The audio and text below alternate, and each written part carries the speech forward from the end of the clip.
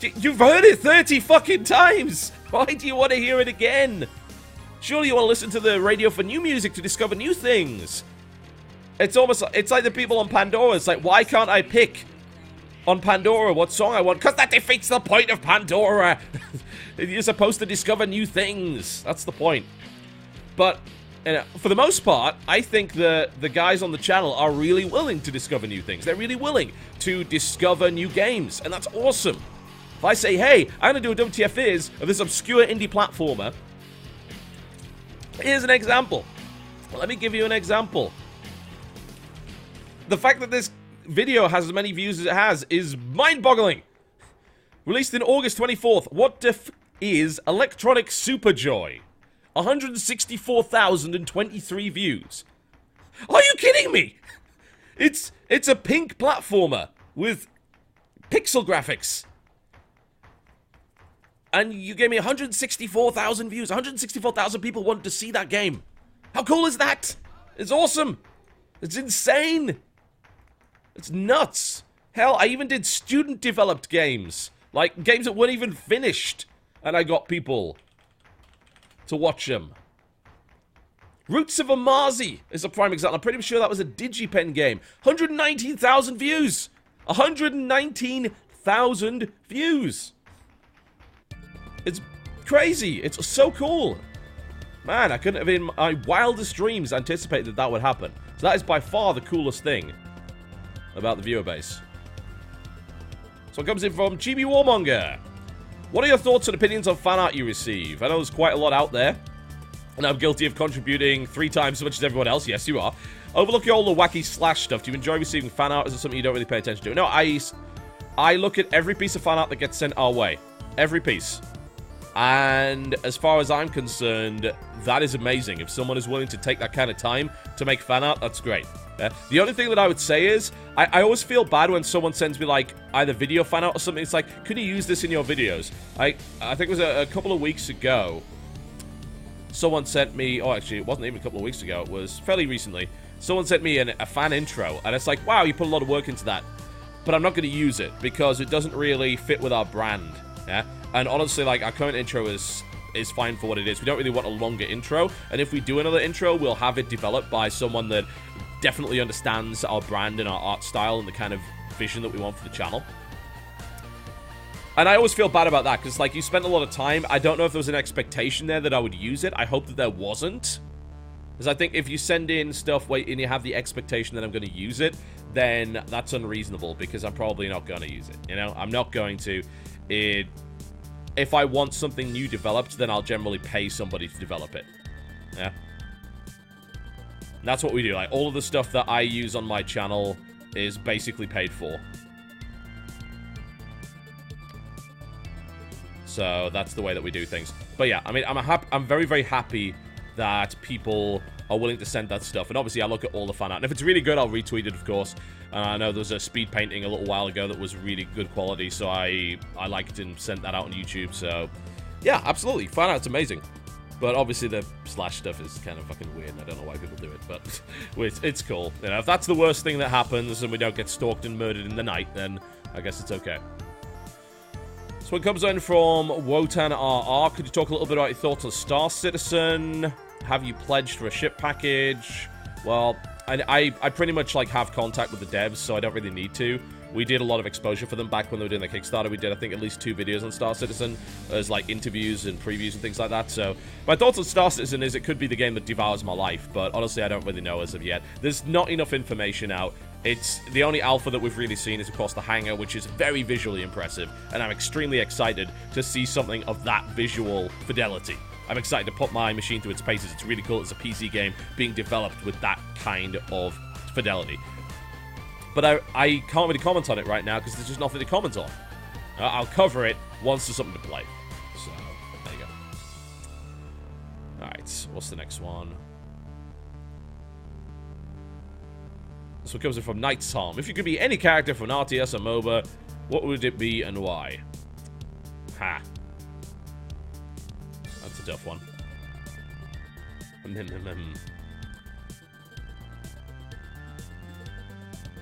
Rubik. Gotta be Rubik. Think about it. I could be Rubik and steal the talent of anybody in the world. That's ideal. I could be whatever I wanted. There is no better character than Rubik. And if they got upset, I could levitate them onto a cliff face and just leave them there. It would be brilliant. Obviously Rubik, always. No humanity remains in the Harkonnen. Oh, wow. Why do I even have this on my playlist? I actually have the full set of, I think, Dune 2000 briefings that is on my playlist for no apparent reason whatsoever. I don't really know what's going on with that. Oh, man. Yeah, so it would be Rubik, without question. Plus, you know, he's got a cool staff. Alright. We're almost through the stuff that came through the inbox, and I will go straight to the stuff that is being gathered in the chat after that.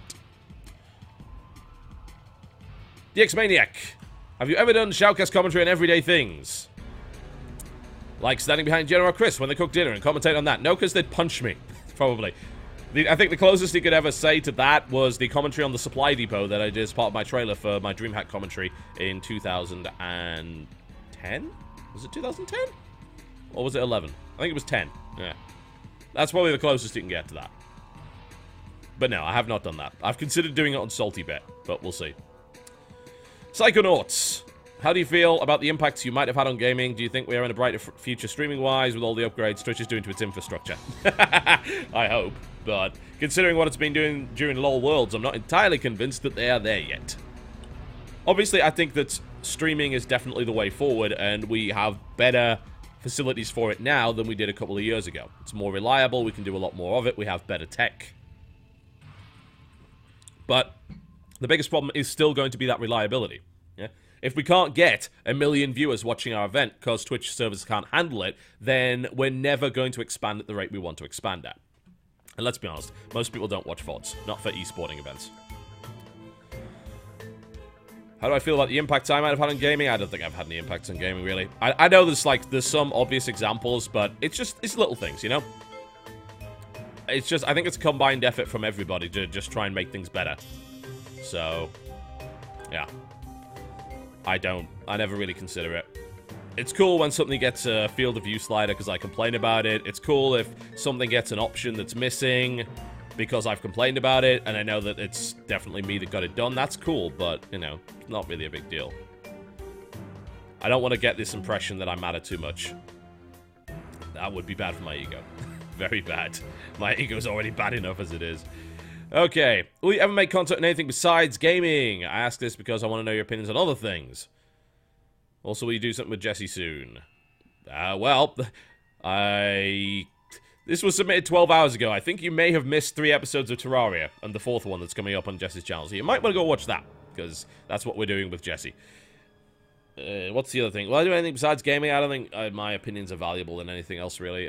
I know a lot about games, and I don't know a lot about many other things. Yeah? So, what do you want, a politics show? No, it's a terrible idea. I think the only thing I would ever consider doing is expanding out to other kinds of gaming, whether it be board or card. I would love to do a board and card series, but doing that requires an actual film crew, you know? You need somebody, at least one person, more, you know, I did tabletop, right? And I know how many cameramen. They were operating at least 5 cameramen, loads of production crew. There's like an entire team there just to produce tabletop. What could I do that would possibly be better than that? Nothing. I can't do it. I don't have that kind of skill. My skill is not in camera work and dealing with real life stuff. That's not what I do. So, I would love to do something on it in future, but it's not on the horizon. Ah. NVB Toby. What Warhammer 40,000 literature... Let's try again. What's Warhammer 40,000 literature would you recommend to someone that's recently got into it? Okay, so you need to understand this. Most 40k books are bad, right? Because... that's expected. It's novelizations based on a tabletop game. They're probably not going to be that good. But the thing is, they have a number of decent writers and one very talented writer that happens to be interested in 40k, so writes a lot of good stuff. Like, Dan Abnett pretty much hits it out of the park every single time, yeah? And if you want to know what I'm recommend for Dan Abnett, usually I think most people either start with Eisenhorn or they start with Gaunt's Ghosts. Now, Gaunt's Ghosts is a very relatable series. If you've just got into 40k, you don't know a huge amount about the lore, Gaunt's Ghosts is a really great way to learn more about it. because it is very relatable. It's down to earth. It's a squad of Imperial Guard, yeah, and a commissar. So it's kind of like it's a band of brothers in the future, right? And it's easy to relate to it on that basis. And then you can learn more about 40k that way. So I would definitely recommend Gaunt's Ghosts. That's a pretty long-running series. Eisenhorn, I think, is good if you have no knowledge of 40k. You can read Eisenhorn and enjoy it as kind of a mystery, yeah, as a mystery book. And that's a trilogy. There's 3 Eisenhorn books. There's actually 4 if you count Eisenhorn versus Ravenor. But all of them are really, really great. And it's widely regarded as the best piece of 40k fiction ever written.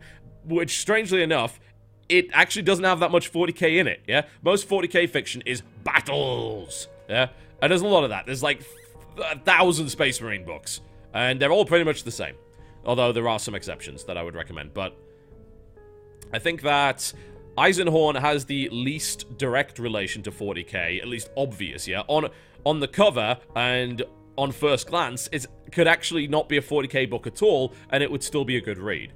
But I think that when you know a little bit more about the 40k universe, you will enjoy Eisenhorn a lot more. But I would still recommend it. Yeah, it's a good starting trilogy. And then you've got Ravenor, which is the follow-up to that, which is good to read. Don't read Ravenor before you read Eisenhorn. Don't do that. Read Eisenhorn first. Okay, other stuff. So there are some decent authors. I would say Ben Counter is pretty good if you want stuff that's over the top. Yeah. I'm going to have to bring up a list of Black Library authors, because I've read probably about 100 Black Library books, so I just have to bring up a list of authors here, so I can tell you what's good. Let's see. So, yeah, Ben Counter does really over-the-top crazy shit, yeah? He did a trilogy called Grey Knights, which got progressively more ridiculous the further on you went.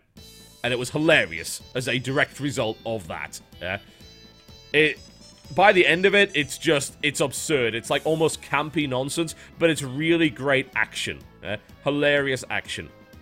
So, he also does a series called Soul Drinkers, which is kind of weird because it's about a chapter that sort of is labeled heretical, but isn't.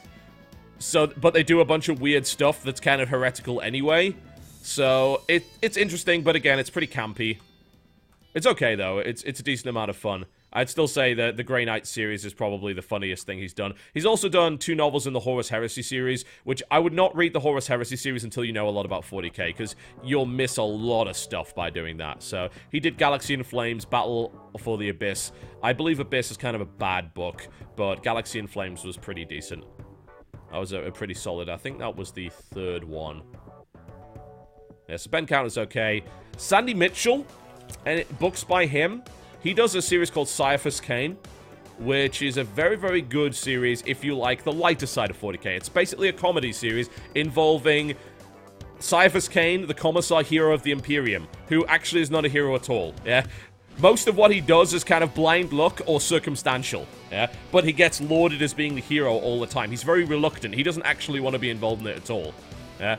But, yeah, Caiaphas Cain is a fantastic series.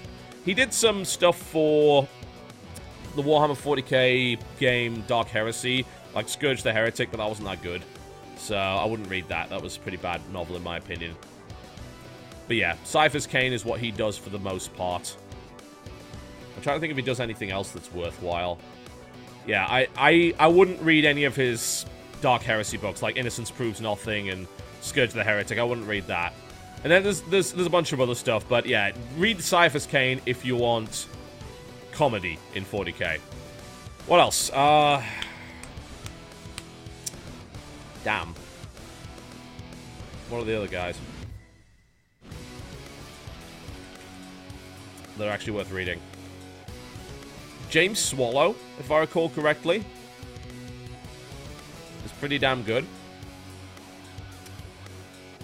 He's done a bunch of good stuff. He did the Blood Angel series, I believe, which was okay. And he also did some Horus Heresy stuff. That was pretty good. He did Flight of the Eisenstein. He also did Nemesis, which I believe are pretty damn good books. So they were okay. He also did stuff about Garrow, who is a really awesome character. So that wasn't too bad. What else? Who did the... Who did the Night Lords stuff? Night Lords novels, who were they written by?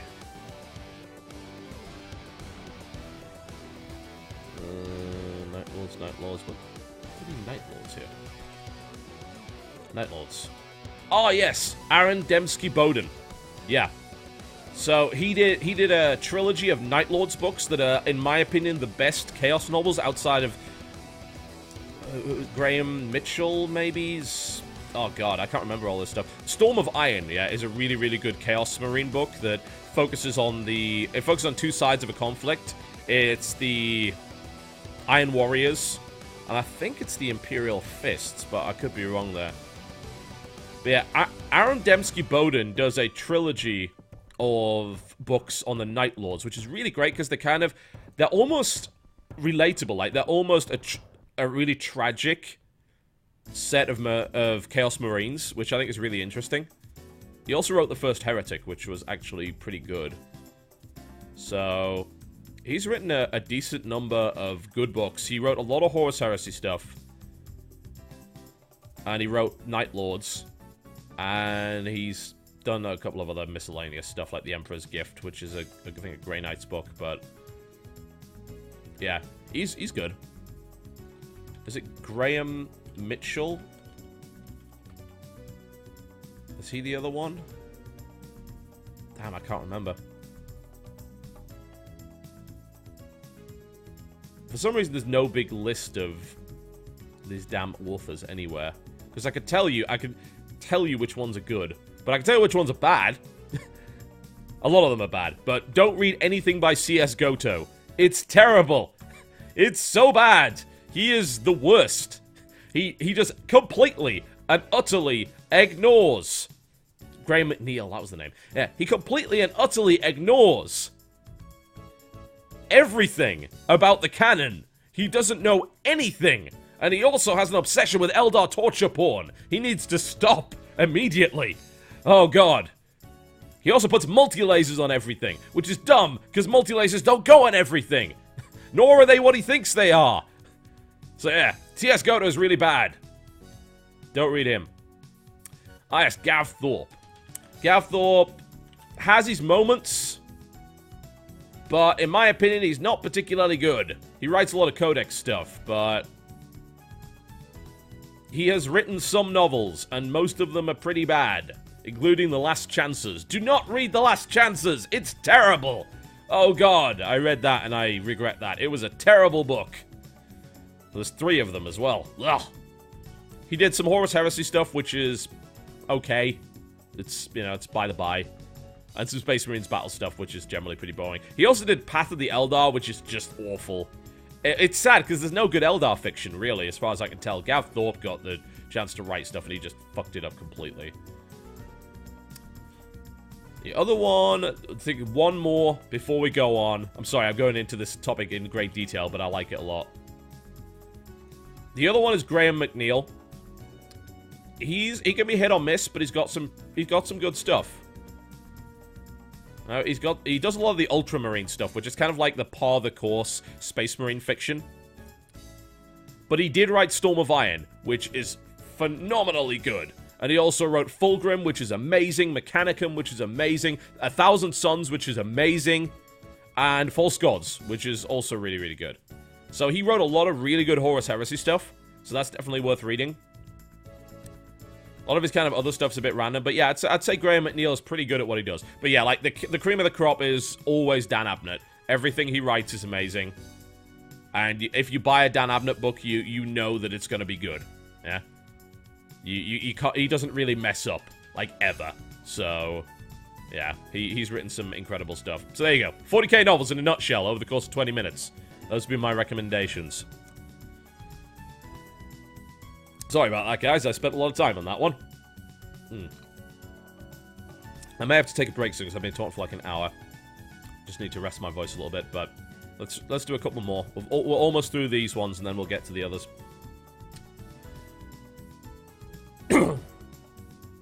Huh. Okay, that's an interesting one from Gridstalk. In your brother's video, you talked briefly about how it and Journey are able to keep the players invested by making them a genuine part of the story rather than simply showing and telling them everything via cutscenes. Video games as an entertainment medium still have a long way to go until they fully mature into their own unique beast, and you've stated similarly in a couple of your videos. However, is there a chance of you dedicating part of your Q&A or even doing a vlog to delve further into your insights about this? Well, I don't think I should do a vlog on it, because I think I pretty much explained it well in my Brothers video, and maybe I'll do a follow-up at the end of the year, because right now, Brothers is still sitting as my game of the year right now, so it's going to take a lot to dethrone that. But there are some good games coming out in November, so we'll see. Maybe they'll manage it.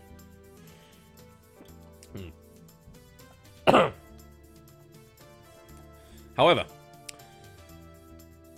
I would just say this, like, the medium of games is a very unique one. And as a direct result, it should take advantage of its unique traits. Yeah? And it shouldn't ignore those traits. Because if it does, you're probably going to make a game that isn't as good as it could be.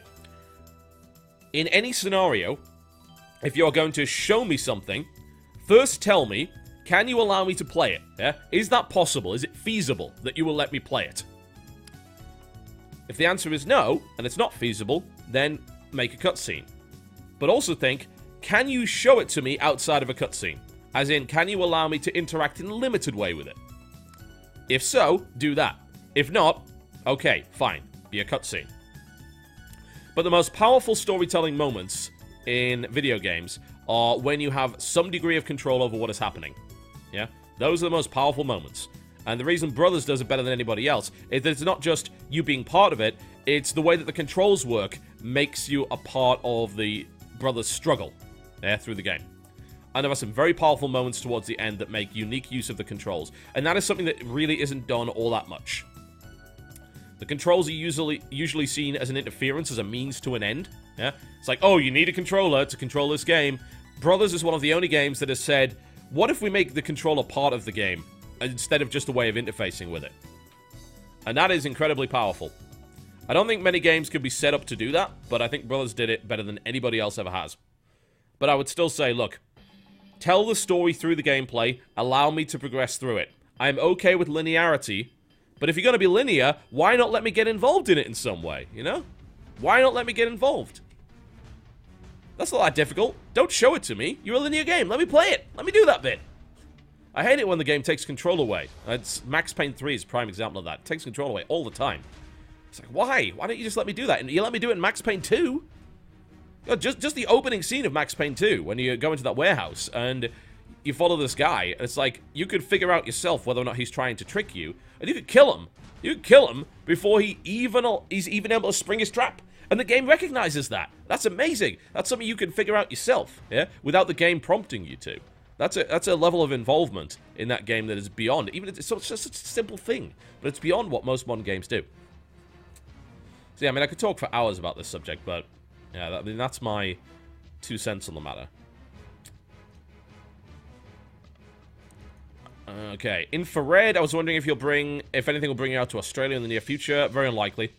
And I know that sucks for the Australian fans, but I hate traveling, and, like, the idea of flying to somewhere like Australia is terrifying to me. Like, I don't think I could last that long on a plane. I would go insane. Oh, God. I couldn't do it. Like, even 5-hour flights to the West Coast are draining. Very draining. Like, to the point where I can't do anything else that day. If I take that flight, I've got to take that day. Yeah? Because I can't do anything else. I'm just completely mentally and emotionally drained from it because I hate it so much.